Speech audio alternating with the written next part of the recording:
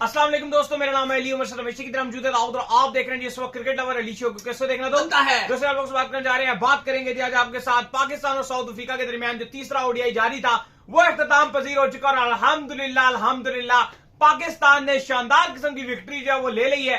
पहले Pakistan T20 series जो अपने घर पर ले गया, अब पाकिस्तान अल्हम्दुलिल्लाह से ओडीआई सीरीज भी अपने घर के ऊपर जीत गया और शाहिनशाह अफरीदी की क़यादत में पहली ओडीआई सीरीज ही पाकिस्तान विन कर गया।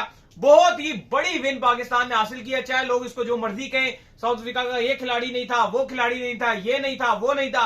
पिछले मैच में जब उन्होंने हमें ट्रैश किया था तो यही लोग हमें जो है ताने देने आ गए थे कि भाई तुम साउथ अफ्रीका से ट्रैश हो गए हो, ये हो गया, वो हो गया। लेकिन आज हमने उस ट्रैश होने का ना सिर्फ बदला लिया बल्कि सीरीज भी अपने नाम की और मुकम्मल तौर पर जो है वो आप कह लेंगे सीरीज जो है हम 2-1 से जो है सीरीज को जो है वो जीत गए और ट्रैश करके साउथ अफ्रीका को वन साइड मारा। वैसे फाइनल हमारी एक्सपेक्टेशंस के मुताबिक तो नहीं हुआ, हम चाहते थे कि थोड़े से मजेदार मैच हो, मजेदार हो ही नहीं रहे। साउथ अफ्रीका या तो वन साइड मार जाता है या पाकिस्तान जो है टोटली वन साइड मार जाता है। तो दाऊद साहब कितनी बड़ी विन है ये शाहिनशाह अफरीदी के लिए एज अ कैप्टन और पाकिस्तान के मोराल को बूस्ट करने के लिए कितनी बड़ी विन है, क्योंकि बड़े लंबे अरसे से हम किसी बड़ी टीम के खिलाफ बड़ी विन्स नहीं ले पा रहे, स्पेशली चैंपियन ट्रॉफी के बाद से हम लगातार हार रहे हैं। नहीं, पाकिस्तान को एक अच्छी जीत की जरूरत थी और शाहिनशाह अफरीदी पाकिस्तान के न्यूली अपॉइंटेड कप्तान थे। ओडीआई फॉर्मेट में आपकी कोई इतनी अच्छी परफॉर्मेंस थी नहीं, आप चैंपियंस ट्रॉफी में एक भी मैच नहीं जीत सके, घर पर चैंपियंस ट्रॉफी थी, बुरा हाल था आपका। वेस्ट इंडीज आप गए हो, वो टीम जो बिल्कुल ही टॉप 10 में भी नजर नहीं आ रही थी, वो आप वेस्ट इंडीज में ओडीआई सीरीज हार कर आ रहे थे। हाँ, उससे पहले आप बड़ा अच्छा करते रहे, ऑस्ट्रेलिया को ऑस्ट्रेलिया में हराया, साउथ अफ्रीका को साउथ अफ्रीका में हराया, लेकिन उसके बाद एकदम से पाकिस्तान का जो डिप है वो आना शुरू हो गया था। लेकिन आज जब पाकिस्तान को जीत चाहिए थी, ओडीआई सीरीज की फाइनल बन गया था, 1-1 से बराबर थी, सीरीज हो गई थी और वहां पे पाकिस्तान ने कमाल किया। और साइम अयूब में पता था कि जब ऐसे छोटे टोटल होते हैं उनको पता है कि ओपोनेंट्स के ऊपर कैसे धावा बोलना है और मैंने मिड में कहा था आपको कि आज आप देखना कि सैम यू फैंसी शॉट मारे, कहा था ना मैंने आपको, मैंने कहा आज आप देख रहे हो बैट के मारेगा, क्योंकि जब प्रेशर नहीं होता ना तो सबसे अच्छा ये परफॉर्म करता। और साइम अयूब ने बताया कि जब प्रेशर नहीं होगा तो फिर वो ओपोनेंट को पेल कर रख देंगे। हाँ। और साइम अयूब ने आउटलास्ट किया, इवन पहला 0 पर गया, फखर जमान थोड़ा सा धक धक भी किया दिल के, यार ये क्या काम खराब तो नहीं हो जाएगा। साउथ अफ्रीका ने भी क्योंकि 143 सिर्फ बनाया, एकदम से उनका कोलैप्स देखने को मिला। लेकिन अली साहब आज जो एक्चुअली था, जाहिर है साइम ने रन बना दिए, बाबर ने भी एक अच्छा स्टार्ट दिया उस टाइम जब वो आए, नंबर 3 पे उन्होंने बड़े अच्छे शॉट्स मारे, 5 चौके बाबर आजम बनाए। अनफॉर्चुनेट रहा कि वो बोश के हाथों रन आउट हो गए, जो थोड़ा सा आप कह लो कि फैंस को भी काफी बुरा लगा, क्योंकि ये कैसा टोटल था। बाबर आजम के पास ही मौका था कि वो अपना 50 कंप्लीट करते, कंडीशन उनके हक में थी, बड़े अच्छे निक में नजर आ रहे थे, बड़े अच्छे शॉट्स मार रहे थे और अच्छी पार्टनरशिप चला रहे थे साइम अयूब के साथ। लेकिन फिर रिजवान है, उन्होंने बड़ा आराम से थोड़ा टुक टुक किया, लेकिन जरूरत ही ऐसी ही थी क्योंकि साइम अयूब एक एंड से पूरी गेम को ही लेके चल रहे थे। लेकिन अली साहब ये जो मैच है ये एक्चुअली में आपको बॉलर्स ने जितवाया है। ये एक्चुअली इसका जो हीरो है वो सलमान अली आगा है। जिस तरह से उसने आपको स्टार्टिंग में 2 विकेट्स लेके दिए, फिर उसके बाद जिस तरह से इब्रार ने बिल्कुल ही वो कहते हैं ना कि रही जो कसर थी वो खत्म ही कर दी, बोल्ड पे बोल्ड, बोल्ड पे बोल्ड, बोल्ड पे बोल्ड उसने मारे हैं। कभी कोई बॉल नीचे आके विकेट पे लग जाए, कभी गुगली उसका लग जाए, कभी वो रैम शॉट मारने की कोशिश करें, विकेट गिर गई। बहुत कमाल किस्म की इब्रार ने बॉलिंग की और जो हम बार बार बात कर रहे थे कि यार आप सेकंड ओडीआई में तो ऐसा लगा कि आपने जानबूझ के साउथ अफ्रीका को जीत दे दिया, आपने प्लेइंग 11 ही अजीबो गरीब खिलाई, वसीम जूनियर, फहीम अशरफ। मैं तो सोच भी नहीं सकता कि ये दोनों ऐसा बॉलर आपकी प्लेइंग 11 में ओडीआई फॉर्मेट में एक साथ खेल सकते हैं।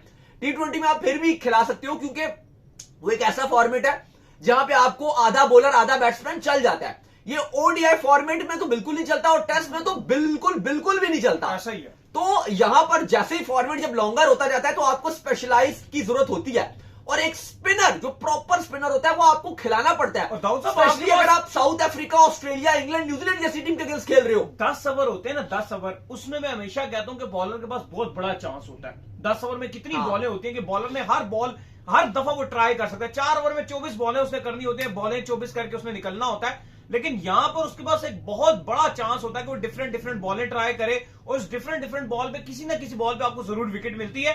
तो अगर आप ये सोचे ना कि ओडीआई के अंदर एक प्रॉपर स्पिनर के बिना किसी भी बड़ी सीरीज को जीत जाएंगे, किसी भी बड़े टूर्नामेंट को जीत जाएंगे, पॉसिबल नहीं है। हाँ, अगर ऑस्ट्रेलिया में आप खेल रहे हैं, साउथ अफ्रीका जैसी मुश्किल पिचों में, साउथ अफ्रीका में भी कई जगहों पे स्पिनर बहुत अच्छा करते हैं। इमरान ताहिर को उठाकर देख लें, उन्होंने कितना अच्छा किया हुआ है। और भी बड़े स्पिनर हैं जिन्होंने साउथ अफ्रीका में बड़ी अपनी धाक बिठाई हुई है। शमसी की देख लें, उन्होंने कितना अच्छा किया हुआ है। तो आपको प्रॉपर स्पिनर्स को साथ लेकर चलना पड़ता है ओडीआई के पॉइंट ऑफ व्यू से, और वो आज पाकिस्तान ने अल्हम्दुलिल्लाह किया। इब्रार को पाकिस्तान लेकर आया जो कि पिछले ओडीआई में मिसिंग था, एक फैक्टर नहीं था इब्रार का, इसीलिए लगातार जो पाकिस्तान पिछले ओडीआई में डोमिनेट नहीं कर सका। पेसर को लगाया, इवन 145 तक जो वसीम जूनियर ने जाकर टच किया, लेकिन दाऊद साहब अब क्या कर सकते हैं जब इतना वेटी कंडीशन हुई हो, इतना ज्यादा जो है पानी आ रहा हो, इतना ज्यादा ड्यू जो है उसके ऊपर आ रहा हो, तो आप जो फिर कुछ नहीं कर सकते उस कंडीशन में। उसमें आपको पेसर को मार पड़ेगी क्योंकि बॉल ग्रिप नहीं होता, एक्यूरेट लेंथ के ऊपर बॉल नहीं गिरता, सम टाइम फुल टॉसें हो जाती है, ये होता है भाई। देखो आज पाकिस्तान की जो स्पिन डिपार्टमेंट है, देखो मुझे अभी भी लगता है कि आपको थोड़ा सा सोचना पड़ेगा, क्योंकि पिछले 5 से 6 साल में आपने एक्स्ट्रा रिलाई किया है अपनी पेस बॉलिंग के ऊपर। और आप जितने भी बड़े इवेंट्स उठा के देख लो, एशिया कप हो, वो वर्ल्ड कप हो, आपकी फास्ट बॉलिंग ने आपको क्लिंच मूवमेंट पे बड़े मार्कों में आपको मार पड़वाई है, आपके लिए कुछ नहीं किया।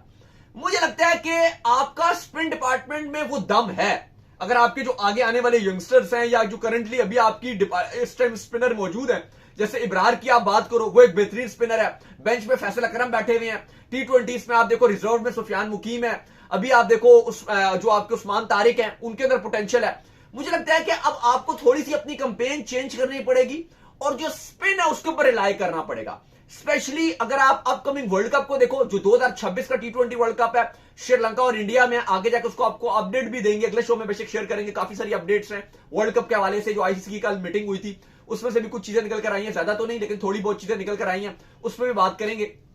तो मैं आपसे बात कर रहा हूं कि आप देखोगे कि जो T20 वर्ल्ड कप 2026 है उसमें ज्यादातर जो ओपोनेंट्स हैं, खैर ज्यादातर नहीं सारे ही ओपोनेंट्स हैं, मुझे लगता है कि वो 2 स्पिनर तो मिनिमम अपनी 11 अपने स्क्वाड में रखेंगे और पॉसिबल तौर पे 11 में भी 2-2 आपको स्पिनर नजर आए और वही टीम अच्छा करेंगे जो स्पिनर डोमिनेट कर रहे हैं। तो आपने देख लिया कि आपके फास्ट बॉलर आपको मैच नहीं जितवा पाते, चाहे वो नसीम हो, चाहे वो हारिस रऊफ हो, चाहे वो XYZ कोई भी फास्ट बॉलर हो, वो उतना इंपैक्ट नहीं डाल पाता एज कंपेरिजन स्पिनर।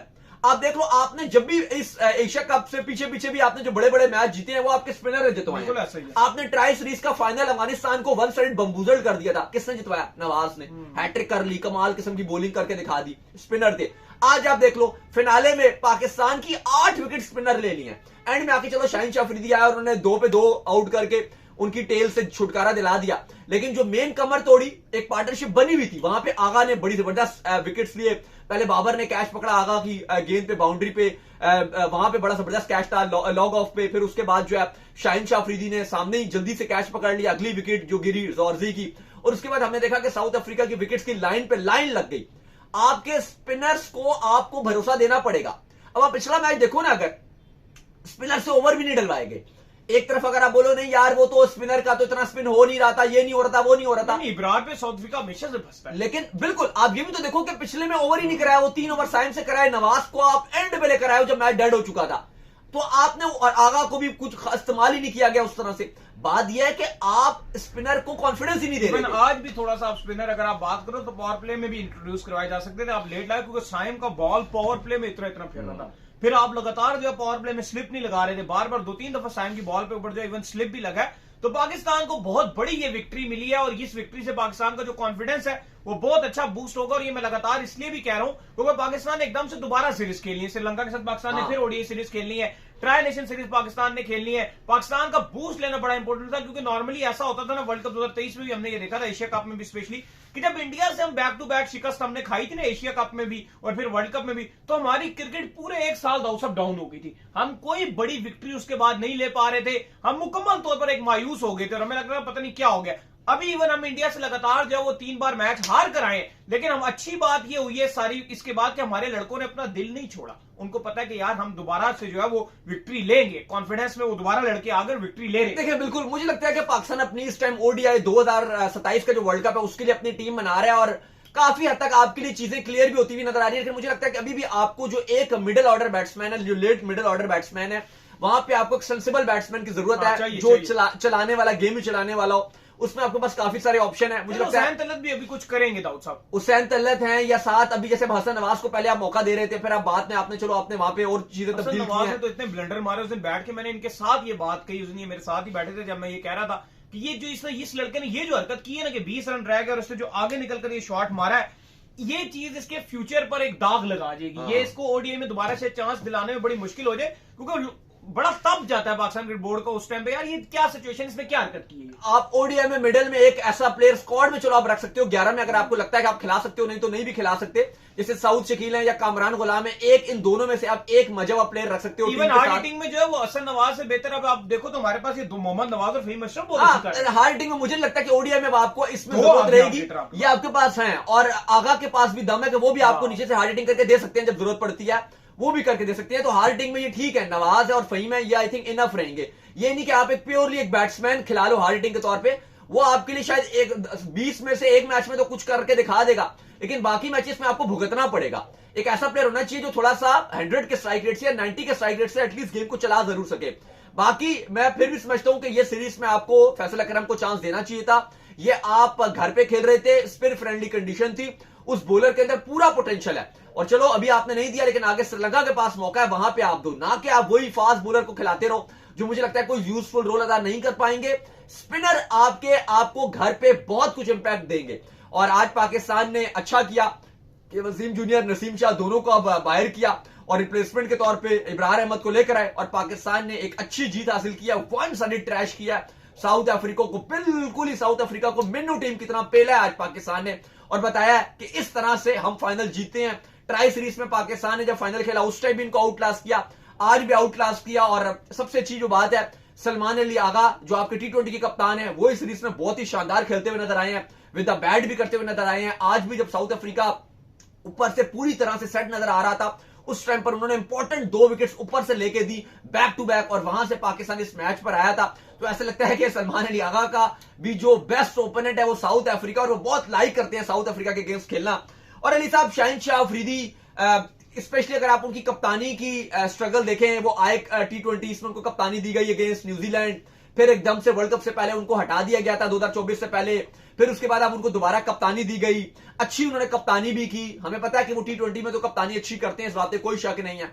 आज भी उन्होंने बड़ी अच्छी कप्तानी की, आज तो प्लेइंग 11 भी अच्छी थी, बोल्ड भी किया, हाँ, मैच को बिल्कुल लटकाते नहीं है, सबसे अच्छी बात यह है। मिड में आना था इनको, मैंने कहा भी किधर है इनका, बस मैं इन्होंने शाहीन ने इनको टाइम ही नहीं दिया, टाइम पे मैंने वही इनको बोला, स्टूडियो में ऊपर तक नहीं पहुंच सके इतने टाइम पे, हाँ। मतलब जितने में उसने बोल्ड कर दिए। नहीं, वही बात है कि बिल्कुल टाइम दिया ही नहीं। मैं यही बात कर रहा था कि 5 मिनट भी उन्होंने नहीं दिए शाहीन शाह अफरीदी ने, इसलिए हम 5 मिनट लेट भी हो गए मिड में।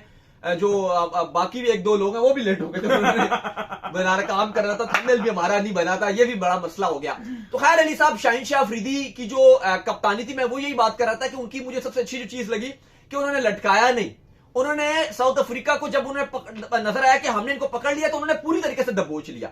ये मुझे बड़ी अच्छी चीज नजर आती है कप्तान के अंदर, कि ये नहीं कि थोड़ा सा और ओवर निकाल लें। इवन जब 6 भी आउट हुए थे उस टाइम भी उन्होंने उसके ऊपर पकड़ा कि हम इनको पकड़ लेंगे, दबोच लेंगे। ये कप्तान की एक अच्छी आदत होती है कि ओपोनेंट को बिल्कुल पकड़ लेना और आउट क्लास कर देना। 150 भी बनाने नहीं दिया साउथ अफ्रीका को, और ऐसा नहीं है कि ये बुरी टीम है। पिछले मैच में यही साउथ अफ्रीका की टीम ने पाकिस्तान को आउट क्लास कर दिया था हमें हमारे घर पे, लेकिन आज पाकिस्तान ने उससे भी बेहतरीन परफॉर्मेंस दिखाई और उनकी बैटिंग को बिल्कुल फारिग करवा दिया, और पाकिस्तान ने एक शानदार जीत हासिल किया। अब श्रीलंका के अगेंस्ट जो हम खेलेंगे वो ये जीत वाला कॉन्फिडेंस लेके जाएंगे। ओडीआई सीरीज हमारी शुरू होगी, आज श्रीलंका भी पहुंच रही है, पाकिस्तान, फिर इसके बाद श्रीलंका की टीम जो है वो पाकिस्तान से 3 ओडीआईज खेलेगी, और फिर उसके बाद आपको पता है पाकिस्तान, श्रीलंका और जिम्बाब्वे ट्राई सीरीज में खेलेंगे। अच्छा अली साहब, अगर आप बात करें, थोड़ी सी साइम अयूब की भी बात करनी पड़ेगी, बड़ी जबरदस्त किस्म की उन्होंने आज बैटिंग की थी। उसके बाद वो आउट हुए, 77 रन उन्होंने बनाए थे, 1 छक्का और 11 चौकों की मदद से 70 गेंदों पे। साइम अयूब के लिए भी एक बड़ी अच्छी चीज है, क्योंकि उनकी फॉर्म आ रही है। एक टाइम था एशिया कप में बिल्कुल रन नहीं बना पा रहे थे, लेकिन अब इस सीरीज में उन्होंने भी अपना बल्ला चलाया है। ठीक है, आप बोलोगे कि प्रेशर नहीं था, ये था वो था, लेकिन एटलीस्ट जो कॉन्फिडेंस आपको चाहिए था साइम अयूब को, वो उनके पास आ गया। ये पता है कि उसकी क्लास तो है, ठीक है, उसने ऑस्ट्रेलिया में रन किए हैं जहां पर मिचेल स्टार्क उसके अगेंस्ट था, हैसलवुड उसके अगेंस्ट था, पैट कमिंस उसके अगेंस्ट था। उसने साउथ अफ्रीका जैसे मुश्किल कंडीशन में रन किए, रबाडा, नॉर्जे सबके सामने उसने रन किए, लेकिन थोड़ा सा उसको मेंटली ब्लॉक आया हुआ था। तो इस सीरीज में ये अच्छी बात हुई कि उसकी जो टपक टपक शॉटें लगी है ना, थोड़ा सा जो उसका मेंटली ब्लॉक है वो खुला है। हाँ, वो उनको कॉन्फिडेंस है, और मुझे मेरे ख्याल से इस तरह के जो बड़े खिलाड़ी होते हैं उनका आपको कॉन्फिडेंस लेना बहुत जरूरी होता है, क्योंकि साइम अयूब ना आपको विद द बॉल भी करके देते ही देते हैं, टीम से तो ड्रॉप करना नहीं आपने उनको वाइड बॉल से, तो बेहतर है कि वो किसी तरीके से फॉर्म पकड़े, क्योंकि जाहिर है वो आपको बैटिंग में भी करके देते हैं, बॉलिंग एक उनका एक एज है जो आप उनसे बॉल भी करवाते रहते हो। अक्सर आप स्पिनर नहीं खिलाते अपने पूरे, तो वो आपको एक पूरा उसमें करके देते हैं। हर टाइम वो ओवर डाल के दे सकते हैं, पावर प्ले में वो बॉलिंग कर सकते हैं, मिडिल ओवर्स में वो बॉलिंग कर सकते हैं। तो साइम अयूब का फॉर्म में आ जाना, इतनी अच्छी बैटिंग करना, और ये पाकिस्तान के लिए बड़ी अच्छी बात है। और आगे आने वाला आपका पूरा सीजन ऑन है, ट्राई सीरीज है, ओडीआई श्रीलंका के साथ है, फिर आगे आपका वर्ल्ड कप सर पे खड़ा हुआ है। तो उससे पहले साइम अयूब का इतनी अच्छी फॉर्म में आ जाना मुझे लगता है कि पाकिस्तान के लिए बड़ा खुशाइंद है। बाकी फिर एंड में आखिरी बात करूंगा, बाबर आजम अनलकी रहे हैं, अच्छा दिन था। मुझे लगता है कि आज उनको 50 बनाना चाहिए था। फैंस बड़े खुश थे कि पहला जल्दी आउट हो गया तो बाबर आजम को पूरी बैटिंग करने का मौका मिलेगा, और बाबर आजम ने स्टार्ट भी बहुत अच्छा लिया, रन आउट हो गए, लेकिन रन आउट हो गया अनफॉर्चुनेट। तो चलिए उम्मीद करते हैं आज का हमारा शो आपको आएगा पसंद आया। वीडियो को लाइक कीजिए, हमारे चैनल को सब्सक्राइब कीजिए, साथ लेके बेल आइकन को बजाइए। एक और काम कर लीजिए, वही कर लीजिए, इंस्टाग्राम पर आप जाइए, बिल्कुल जी, इंस्टाग्राम पे मुझे फॉलो कर लीजिए, वहां पे मैं मौजूद हूं, दाऊद क्रिकेट के इंस्टाग्राम पे कोई सवाल हो तो भेजिएगा और इनको भी फॉलो कीजिए। मुझे फॉलो कीजिए, ऑफिशियल के नाम से लिंक डिस्क्रिप्शन में मौजूद है। नेक्स्ट वीडियो में अल्लाह हाफिज।